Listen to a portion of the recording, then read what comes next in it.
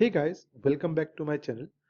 Before proceeding to the next installation of the ESI server, I just need to explain you that why we need the virtualization in our environment.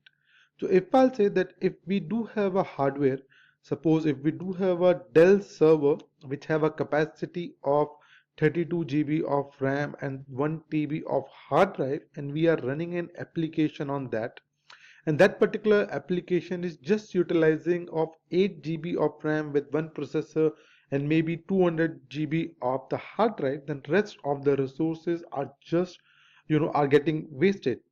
In order to make sure that we are using our hardware to its 100% capacity, we are introducing the virtualization in our environment.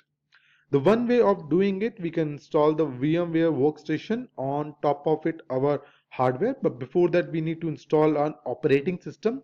Suppose in our scenario, I do have a Lenovo laptop. On that one, I'm installing a Windows 10 operating system, and on top of it I'm installing the VMware workstation in which I'm creating the virtual machines. But that will not be the scenario when you're working in the enterprise level.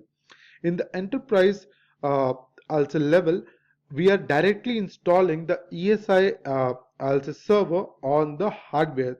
That setting we call it as a bare metal installation. In few scenarios, we are installing a server on top of the hardware and then we are introducing the ESI, but that is a very rare cases. In the future lectures, we will see that how we can install the ESI and configure it on our environment.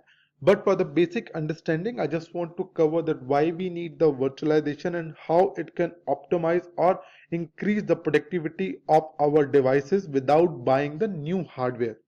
So the basic thing is, whatever the hardware we will have it, we will gonna install a VMware workstation. In the VMware workstation, we will gonna install the ESI server, and in the ESI we will gonna create the virtual machine. By doing that, we will be covering both the sides, how the enterprise as well as the educational platform works together.